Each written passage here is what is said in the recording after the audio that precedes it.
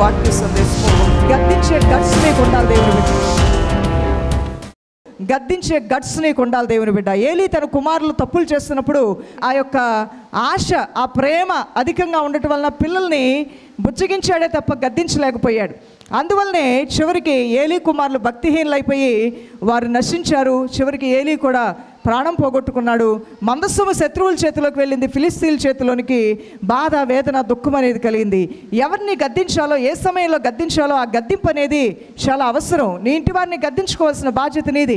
నీ ఇంటిని క్రమపరుచుకోవాల్సిన బాధ్యత నీది. నీ ఇంట్లో బలిపీఠం కట్టుకోవాల్సిన బాధ్యత నీది. నీ ఇంట్లోంచి ధూపదీప నైవేద్యాలు దేవునికి పంపించవలసిన బాధ్యత నీది. నీ ఇంటి వారందరినీ క్రమపరుచుకొని వారు ప్రార్థన చేస్తున్నారా లేదా, భక్తి కార్యాల్లో వారు ఎదుగుతున్నారా లేదా, మిగిలిన కార్యక్రమాలన్నింటిలో కూడా ఫాస్ట్గా ఉన్నారు. కానీ దైవ కార్యాలంటే నీ ఇంటి వారు నెమ్మదిగా ఆత్మలో సన్నగిలిన స్థితికి వెళ్తున్నారా గమనించుకో, పరీక్షించుకో, మెలకు కలుగు, మేల్కొల్పు. నీ ఇంటిని పురుకొల్పుకో, నీ ఇంటిని నువ్వు సిద్ధపరచుకో. అవసరమైతే కొన్ని విషయాల్లో వెరీ స్ట్రిక్ట్గా ఉండు. వారిని దేవుని క్రమంలో నడిపించే విధంగా ప్రేరేపించాలా. లేకపోతే ఏలీ తన పిల్లల విషయంలో నిర్లప్తంగా ఉండటం వలన ఇంటి మీదకి ఉగ్రత వచ్చింది. కొంతమంది న్యాయాధిపతులు, రాజులు దేవుని విషయాల్ని పక్కదో పట్టించడం వల్ల దేశం మీదకి దేవుని యొక్క ఉగ్రత వచ్చినట్లుగా మనం గమనించగలుగుతున్నాం. అటువంటి స్థితి ఏ ఇంట్లోనూ కూడా రాకూడదు. దైవజనమా, నా మాట వినరండి అని అంటే కనీసం వారి కోసం రేయి మొదటి జాములు లేచి నీళ్లను కుమ్మరించినట్లుగా నీ హృదయాన్ని కుమ్మరించి నీ ఇంటి వారి కొరకు ప్రార్థన చేయి. యోబు భార్య యోబుని అనరాని మాట అంది, దేవుడిని దూషించి చచ్చిపోమంటే ఆమెను గద్దించాడు. అంత రోగంతో ఉన్నా, అంత బాధతో ఉన్నా, అంత కష్టంలో ఉన్నా, శరీరంలో అంత హింస అనుభవిస్తున్నా, వేదన అనుభవిస్తున్నా, తన భార్య పలికిన మాటతో ఏ మాత్రమూ ఏకీభవించకుండా, ఏంటి మాట్లాడుతున్నావు, మంచి చేసినప్పుడే, మేలు జరిగినప్పుడే దేవుడా, సుఖపడినప్పుడు సుఖపడ్డావు, కష్టం వచ్చినప్పుడు కష్టంలో దేవునికి ప్రార్థన చేసుకోవాలే తప్ప ఆయన యొక్క కార్యాలను ఈ విధంగా అవమానపరచవచ్చా అని పలికాడు. ఆ కష్టములో కూడా, ఆ రోగశయ మీద కూడా, ఆ మరణశయ మీద కూడా గద్దించేటువంటి స్వభావం. అంత గద్దించాడు కాబట్టి తన పిల్లలందరినీ కూర్చోబెట్టి ఆయన అరుణోదయం లేచి తన పిల్లల కోసం ప్రార్థన చేశాడు. కుటుంబం అంతటినీ కూడా రక్షణలోను దేవుని కృపలో నడిపించుకోగలిగాడు. దైవజనమా, గద్దించడం అనే దానికి కూడా నీకు ధైర్యం ఉండాలి. సంఘాన్ని దేవుని దాసులు గద్దించాలి, దేవుని వాక్యం ద్వారా క్రమపరచాలి. ఆయా సమయాల్లో, ఆయా సందర్భాల్లో మొహమాటం కోసం దైవజనుడు ఏదైనా అనుకుంటారేమో అని కానీ ఎప్పుడు ఏమాత్రము కూడా దైవదాసుడు ఆ విషయంలో వెనక్కి తీయకూడదు.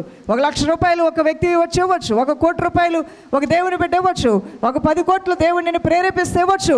10 కోట్లు ఇచ్చిన వ్యక్తి అయినా దేవుని వాక్యానికి విరుద్ధంగా వెళ్తుంటే గద్దించవలసిన బాధ్యత దైవ సేవకుడి మీద ఉంది. దైవజనమా, గద్దించేటువంటి బాధ్యత ఉంది. దావీదు మహారాజు, దావీదు గొప్పవాడు, దావీదు శక్తిమంతుడు, దావీదు శ్రీమంతుడు, దావీదు బలసురుడు, దావీదు యుద్ధసూరుడు.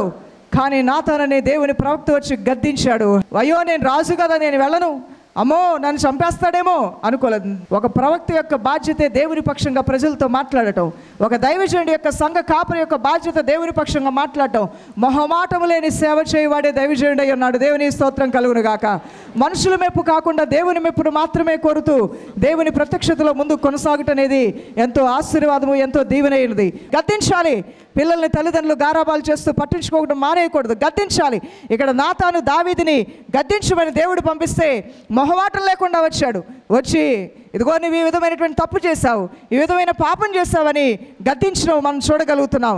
సామెతలు 13:18 గద్దింపును లక్ష్యపెట్టువాడు ఘనత నొందుతాడని, సామెతలు 15:32 గద్దింపును వినువాడు వివేకిగా ఉంటాడని, సామెతలు 18:13 సంగతి వెనుకముందు ప్రత్యుత్తరం ఇచ్చేవాడు తన మూఢతను బయలుపరిచి సిగ్గు నొందుతాడు కానీ గద్దింపును వినివాడు ఘనత నొందుతాడని దేవుని వాక్యం సెలవిస్తుంది. 21 సామెత 28 విని మాటలాడువాడు సత్యము పలుకుతాడని కూడా వాక్యము తెలియజేస్తుంది. విని మాట్లాడాలి, వినకుండా మాట్లాడకూడదు. ఆయమ్మ, ఈ అమ్మ, ఆ ముచ్చట, ఈ ముచ్చట, వాళ్ళు వీళ్ళు ఏదో చెప్పారని అపార్థం చేసుకుని సంబంధాలని తెంచుకున్నవారు, అనుమానాలు పడి భార్యలను వదిలేసిన వారు, భర్తలను దూరం చేసుకున్నటువంటి వారు, సంఘాలు వదిలేసిన వారు, సేవకులను అపార్థం చేసుకున్నవారు, తోటి సహోదరుల్ని అపార్థం చేసుకున్నవారు ఎంతోమంది ఉన్నారు. డైరెక్ట్గా విన్నది తక్కువ, ఇండైరెక్ట్గా అనేక మంది అలా అన్నారని చెప్పిన మాటలను బట్టి మనస్తాపానికి గురయ్యేటువంటి సందర్భాలే చాలా ఎక్కువగా అప్పుడు ఇప్పుడు ఉంటూనే ఉన్నాయి. దైవజనమా, విని మాట్లాడితే మనం సత్యాన్ని పలకగలుగుతాం. వినకుండా ఏదో చెప్పిన మాట మనం వింటే మన నోటి నుంచి సత్యం రాకపోవచ్చు. ఎందుకంటే అబద్ధాన్ని విన్నామో నిజాన్ని విన్నామో మనకే తెలియదు కాబట్టి దేవుని మాట మాత్రం సత్యమైంది. కానీ మనిషి మాటలో కొన్ని మాటలు అవి ఆయన అపోహపడి విన్నాడు, అపార్థం చేసుకొని విన్నాడు. దీంతో కమ్యూనికేషన్ చేసే విధానంలో వేరే విధంగా నువ్వు అర్థం చేసుకున్నావు. ఏం జరిగిందో మొత్తం మీద వినకుండా మనము తొందరపడినప్పుడు మనము సత్యమైనటువంటి తీర్పులోనికి వెళ్లకుండా అసత్యమైన తీర్పులోకి వెళ్ళే అవకాశం ఉంటుందని కూడా వాక్యం తెలియజేస్తుంది. సామెతలు 13:1 తండ్రి శిక్షించినటువంటి కుమారుడు జ్ఞానము గలవాడు అవుతాడు, అపహాసకుడు గద్దింపునికి లోబడకుండా ఉంటాడు. అపహాసకులు మాత్రమే గద్దిస్తే లోబడరు, మూర్ఖులు మాత్రమే గద్దిస్తే లోబడరు. మిగిలిన బుద్ధి జ్ఞానం కలిగిన వాళ్ళందరూ లోబడతారు. మరి దావీదు లోబడ్డాడండి. నాతాను ప్రవక్త వచ్చి గద్దిస్తే అంటే నిశ్చయముగా వెంటనే అతను మారుమనసు పొందాడు, క్షమించమని అడిగాడు, ఏడ్చాడు, ప్రలాపించాడు, రొమ్ము కొట్టుకున్నాడు, వస్త్రాలు చింపుకున్నాడు, హృదయాన్ని చింపుకున్నాడు, ఉపవాసాలు ఉండటం ప్రారంభించాడు. ఓ కన్నీరు మున్నీరైపోయా, నా పరిశుద్ధాత్మ నాలో నుంచి తొలగిపోయిందని ఏడవటం ప్రారంభించాడు. పరిశుద్ధాత్మ వెళ్ళిపోవటం ఏంటి, ఏడవటం ఏంటి? మీలో కొంతమందికి అయోమయంగా ఉండొచ్చు. నువ్వు అనుకున్నావా నువ్వు ఒక్కడివే జీవిస్తున్నావని?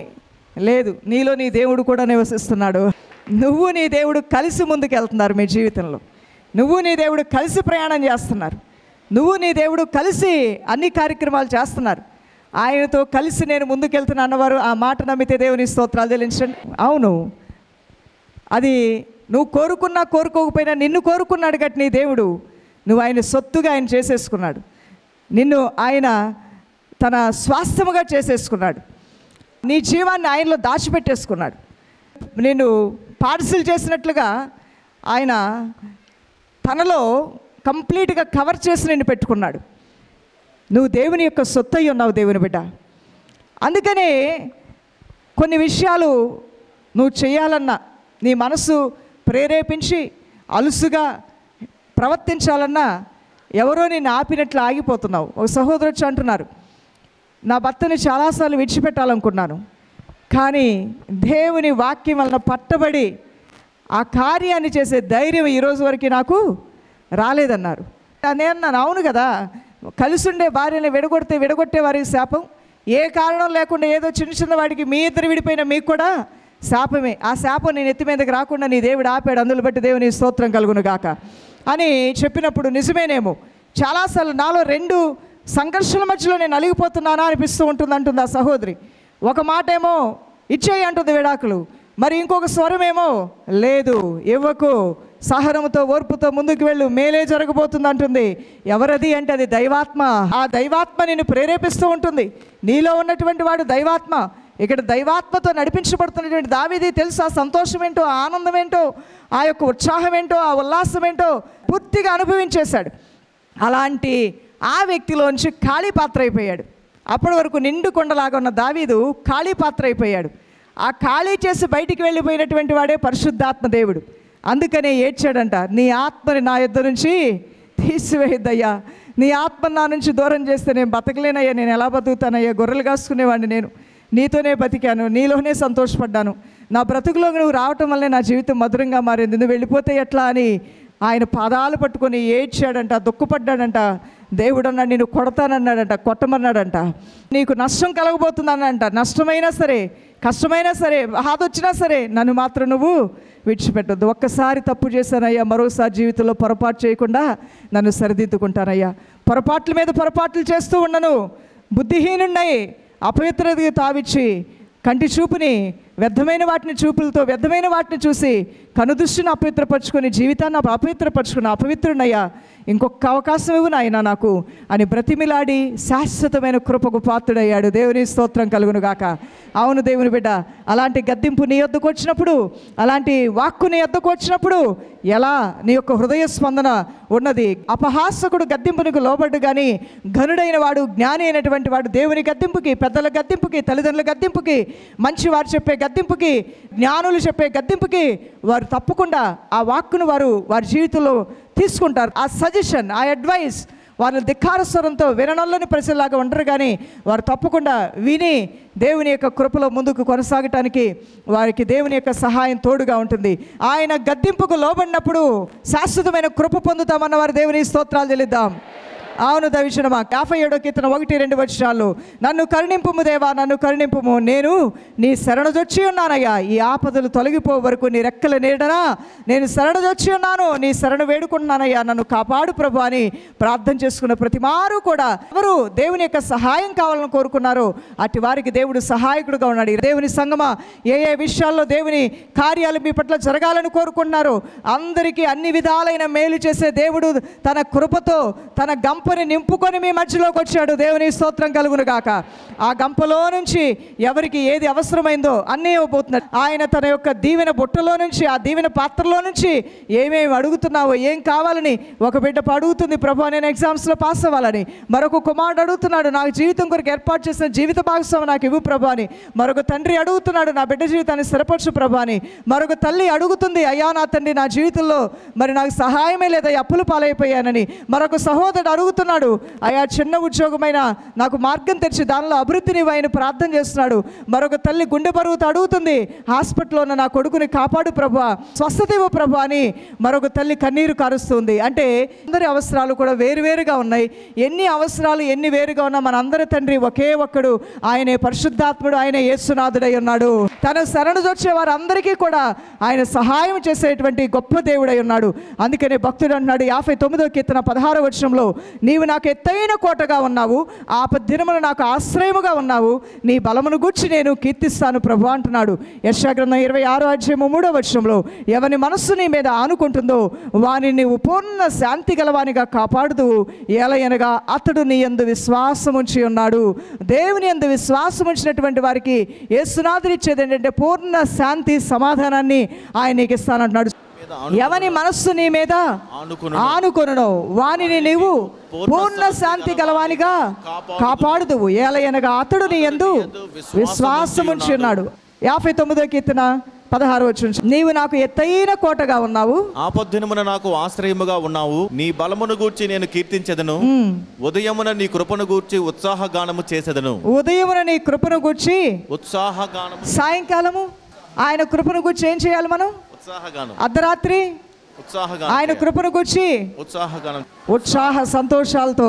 అవును దైవజనం, అట్టి రీతిగా నీ జీవితంలో ఇటువంటి నిరీక్షణ కలిగి ముందుకు వెళ్ళినప్పుడు ఏ స్థితిలో ఉన్నప్పటికీ కూడా నువ్వు దేవుని కృపలో కాపాడబడతావు. దైవజనం ఈ సమయంలో అందరూ ప్రార్థన చేద్దాం.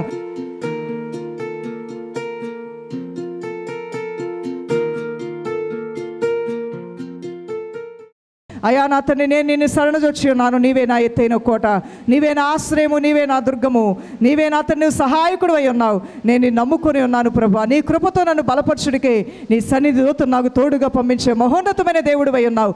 నేను కలిగిన ప్రజలు ధన్యులు నాయన. వారికి నువ్వు సహాయకుడుగా వాడు, వారికి నువ్వు శైలముగా ఉండి వారు ఎక్కలేని ఎత్తైన కొండలు ఎక్కించు. ఔన్నత్యమును, గొప్పతనమును, ఖ్యాతి, ఘనతను నేను ఆశ్రయించే వారికి నువ్వు అనుగ్రహించే మహోన్నతమైన దేవుడు అయ్యా. అయా నీ సంఘము, నీ ప్రజలు నీ సహాయం వల్ల ప్రాకారములు దాటగలుగుతారు నాయన. కృంగి కృషించిన వారు, రోగశయ మీద ఉన్నవారు, నింద పాలైన వారు, అవమానం పాలైన వారు జ్ఞాపకం చేసుకోండి అయ్యా. నీ కొరకు ఎన్నో గొప్ప కార్యాలు చేయాలని ఆశ కలిగిన వారిని కూడా జ్ఞాపకం చేసుకోండి ఆయన. ప్రార్థనలు, విజ్ఞాపనలతో నీ యొక్క సహాయం కొరకు ఎదురు చూస్తున్న వారిని జ్ఞాపకం చేసి ప్రతి బిడ్డకి వారి వారి అవస్థతలు, వారి వారి యొక్క కొదువులు ఏవైతే ఉన్నాయో, వారి వారి ఆత్మీయ జీవితాల ఎదుగుదల ఏదైతే అవసరం ఉందో అవన్నీ కూడా సంపూర్ణముగా మీరు అనుగ్రహించి మీ నామమును వారి ధర మహింపరచుకోమని యేసుక్రీస్తు నామములో అడుగుచున్నాం మా ప్రియ తండ్రి. ఆమేన్. God bless you.